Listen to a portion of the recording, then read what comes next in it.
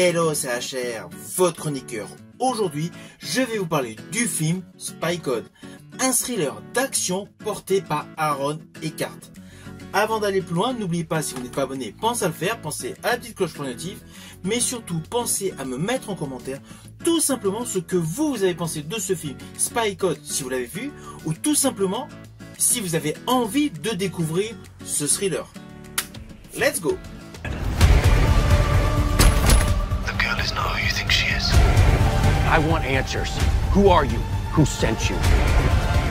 In this business, we keep friends close, right? I'm getting a really bad feeling about all this. This is your last chance.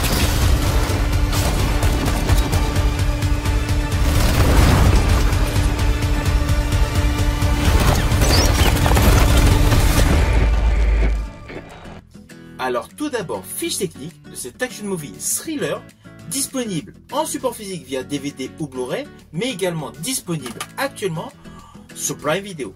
Ce film dure 1h45, il est réalisé par le néerlandais Roel René, sur un scénario de Bob de Rosa, avec l'histoire suivante.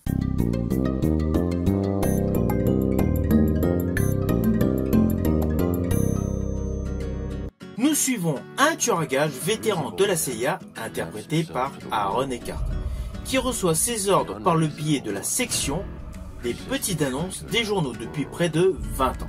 Mais en fait, nous découvrons l'ordonnateur de ces fameuses missions pour le personnage interprété par Aaron Eckhart, c'est l'acteur Tim Roth par le biais de son personnage, Kevin Angler. On voit du coup quelques missions qui sont effectuées, et puis là, une jeune femme dans l'ombre commence à pointer son visage, jusqu'à une réelle confrontation avec le personnage Evan Shaw, le tueur à gages qu'interprète Aaron Eckhart. Cette jeune femme, c'est l'actrice Abigail Breslin qui interprète le personnage Casey Walker. Alors ne vous inquiétez pas, je n'irai pas plus loin sur les lignes scénaristiques de ce film, car l'histoire monte en qualité à partir de l'intervention du personnage Casey Walker. Alors je vous le dis tout de suite, ne vous attendez pas à un réel action movie. Il y a des scènes d'action, mais elles sont éparses. C'est un film qui est davantage construit dans le plausible. Toutes les scènes d'action sont faisables. On a réellement l'impression d'être en immersion dans une réelle séquence de vie. Celle naturellement d'un tueur, à la base qui travaille pour la CIA, enfin, une faction de la CIA. Du coup, il y a un côté très convenu. La majorité du film se déroule dans un cadre idyllique. Nous sommes à Malte, ce qui change radicalement de ce type de thriller qui sont davantage axés dans des banlieues.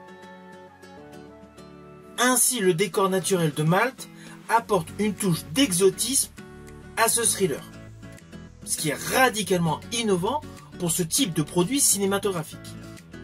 À cela s'ajoute la prestation d'Aaron Eckhart, qui est solide, il est impeccable dans son rôle, le tueur impassible, parfait dessinateur et extrêmement posé et réfléchi. Je rajouterai d'ailleurs, heureusement que la composition d'Aaron Eckhart est topissime, car l'intrigue, à partir d'un twist, qui n'est certes pas évident, mais à partir de la réalisation de ce fameux twist, on va dire à peu près à la moitié du film, l'histoire est conventionnelle. Et alors le final est ultra conventionnel, on va pas se mentir, c'est classique. Si vous regardez ce film, vous allez naturellement faire le constat que le film est totalement porté par Aaron Eckhart. Alors cela n'empêche pas qu'Abigail Breslin a un très bon rôle, et sa prestation est en totale adéquation avec son personnage, et surtout l'évolution de son personnage avec tout ce que nous avons comme apport par rapport à son origin story. Mais la mise en scène de ce film est conventionnelle, elle est peu inspirée. Rien à voir avec le film Bricklayer de Ray Harlin, également disponible sur Prime Video, où d'ailleurs j'avais effectué une rubrique. Alors concernant Aaron Eckhart, honnêtement je reste un peu perplexe par rapport à sa composition dans ce film.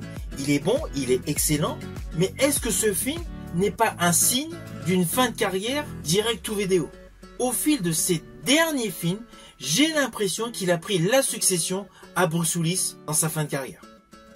Bruce Willis qui a eu des pics grâce à Armageddon, Die Hard, mais qui a terminé avec des films mineurs, comme Vice et Assassins.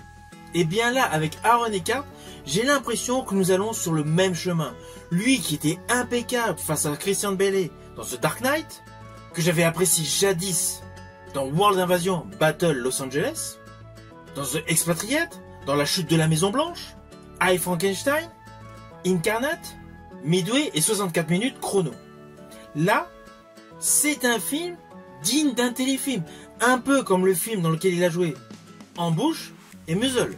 Alors oui, Muzzle a bien fonctionné sur Prime Video, apparemment il y aura une suite, mais cela reste des films mineurs, largement en dessous du talent de l'acteur Aaron Eckhart. Voilà, ça c'est mon opinion perso concernant à son choix de carrière. Alors cela n'empêche pas que Aaron Eckhart porte totalement ce film, et lui son personnage est extrêmement bien joué et cohérent. Surtout que les scènes d'action, elles sont peu nombreuses, elles sont légitimes et elles sont cohérentes. Mais on va pas se mentir, je ne suis pas sûr que j'aurais regardé ce film si l'acteur Aaron Eckhart n'était pas dedans. Alors oui, à ses côtés nous retrouverons Tim Roth. Tim Roth qui restera pour moi impeccable dans Reservoir Dogs. Il a eu une belle carrière, tant au cinéma qu'à la télé, mais il a eu des rôles tonitruants. Je pense notamment à D'Artagnan. Son rôle était oubliable. Lui aussi, c'est un bon acteur. Dans ce film, naturellement, sa composition est en totale adéquation avec son jeu. Mais c'est pareil. J'ai l'impression qu'il est sur une fin de carrière. Quant à Abigail Breslin, elle, c'est différent. Dans ce film, elle montre un talent différent de ce qu'elle a pu montrer au cinéma auparavant. Son rôle est radicalement différent de sa prestation dans Little Miss Sunshine. Donc elle, on va dire, ce film lui rajoute une corde à son arc par rapport à sa filmographie. Mais sinon, sur l'ensemble du casting, ce film s'inscrit plus sur une fin de carrière. Et malheureusement, je pense qu'il y aura peu d'amateurs pour ce film. Pourtant, les rôles sont bien interprétés, l'histoire est cohérente, mais c'est la réalisation. La réalisation manque de souffle, manque de peps, il y a un petit manque. Alors oui, le décor de Malte est une plus-value, mais il ne suffit pas d'un bon décor pour un bon film. Je pense que si Renny Harlin avait réalisé ce film, le côté punchy, le côté densité et surtout de rythmique par rapport aux différentes séquences aurait été 100 fois meilleur. Je rajouterai avant de conclure que l'atout scénaristique de ce film est uniquement le nouveau traitement par rapport à un thriller d'espionnage, impliquant une approche totalement innovante par rapport à la perception de la réalité. Mais malheureusement, la réalisation n'a pas suivi ce postulat scénaristique qui était topissime.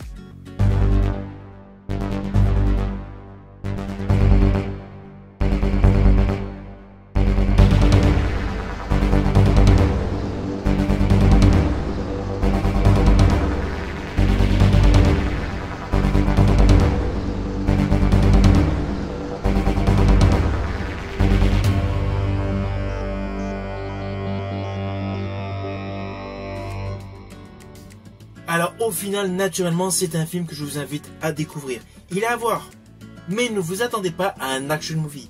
Il est vraiment terre à terre et simpliste. Ce n'est pas le plus grand thriller d'espionnage de tous les temps. Cela reste un bon divertissement, mais qui a surtout pour qualité l'interprétation solide de l'acteur Aaron Eckhart. Si vous avez aimé ma vidéo, n'oubliez pas, petit pouce vers le haut, pensez au partage. Et puis tout simplement, pensez à me mettre en commentaire ce que vous en avez pensé.